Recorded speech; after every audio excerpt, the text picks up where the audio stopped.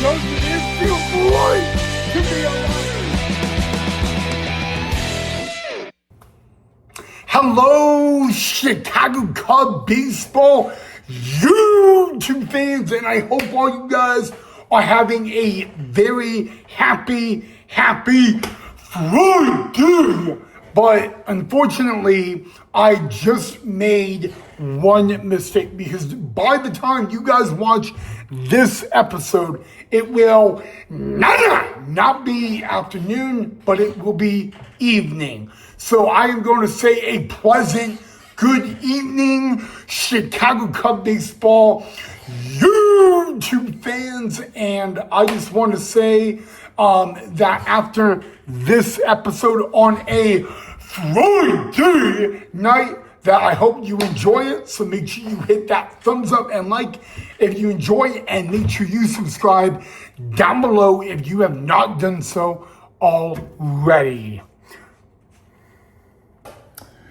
Okay guys, well, it is not only just a Friday, it is also All-Star Weekend as we get ready for game one of a 3-game series between our Chicago Cubs and the Cincinnati Reds, a battle of the NL Central tonight in Cincinnati, Ohio, guys. And of course, we are not going to talk about the Cincinnati Reds in this episode because this channel is not a Cincinnati Reds baseball channel, but it is a Chicago Cubs YouTube baseball channel, guys. And we are going to have a very good time on this episode. But before we can get into this episode, we got to do one more thing. And that one last thing is announcing the Friday night starting lineup for the Chicago Cubs. Outside right now in Boise, Idaho is a hot, sizzling 100 degrees, but the sun is shining. It is a beautiful day for some Boise, Idaho, Chicago Cub Friday night baseball. So I thought I would announce the Friday night starting lineup out here in the beautiful sunshine. So I'm going to go a little backwards, okay? So the starting pitcher on a Friday night for the Chicago Cubs is none other than left-handed pitcher Shota Imanaga. But here is your Friday night Chicago Cub starting lineup. Leading off in center field will be Pete Crow Armstrong, or PCA. Batting second at third base will be Alex Bregman. Batting third at first base will be Michael Busch. Batting fourth in right field will be Seiya Suzuki. Batting fifth in left field will be the Hap Daddy, the Coffee Daddy, Ian Happ.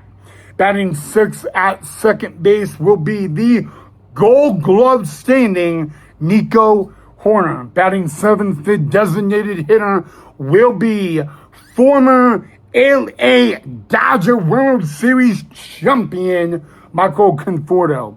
Batting eighth and catching will be Carson Kelly. And batting ninth, he is the amazing, he is the outstanding, he is the handsome and beautiful Chicago Cubs shortstop of Dansby Swanson. Now, ladies and gentlemen, that is your Friday night Chicago Cub starting lineup, or should I say maybe Friday afternoon.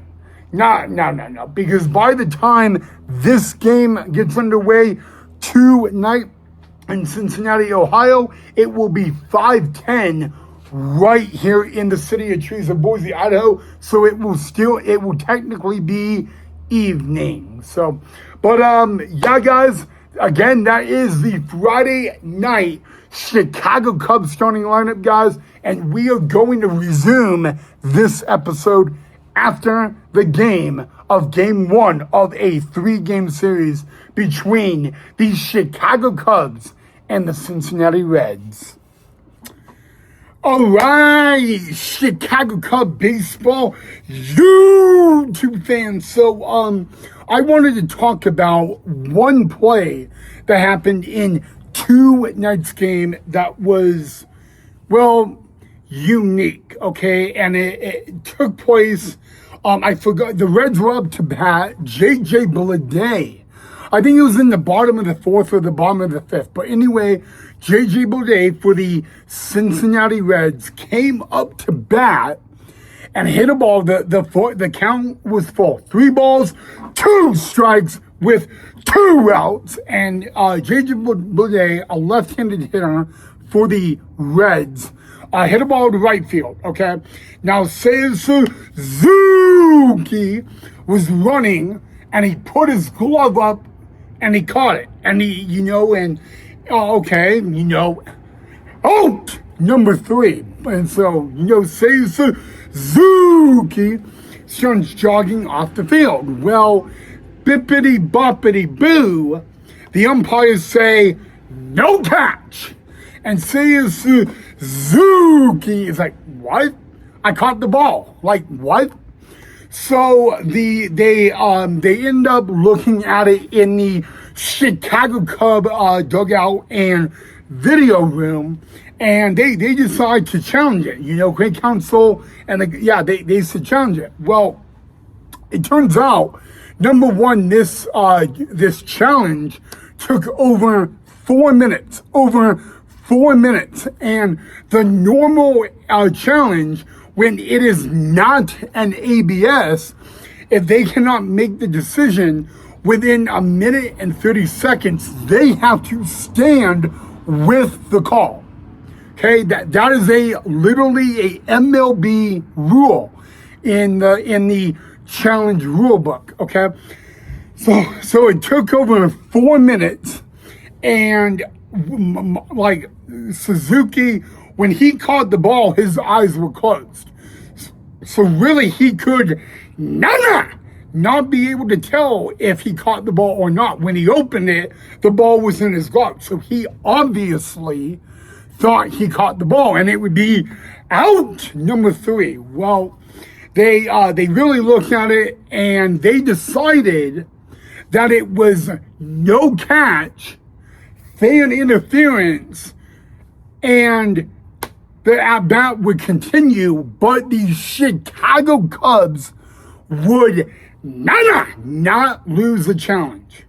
So it was a very, very weird play, because when you looked at it first, you did not see, no fan interference. But then if you look closer, then you could see at least a little, maybe a little fan interference. And my mom actually I showed my mom the video, the replay of it before the Cubs actually wanted to challenge it. And, and then my mom is like, well, it's taken over 4 minutes, a very long time. And then they came in with the result, and my mom's like, what? Are you kidding me? What? And my mom's like, what are they smoking in New York? Because the replay center is in New York.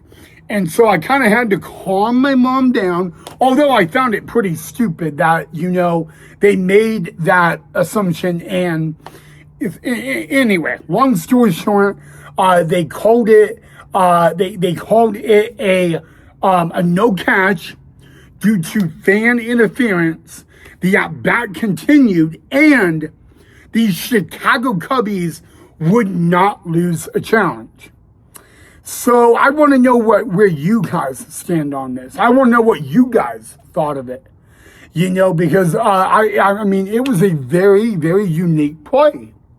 And so, I don't know. I mean,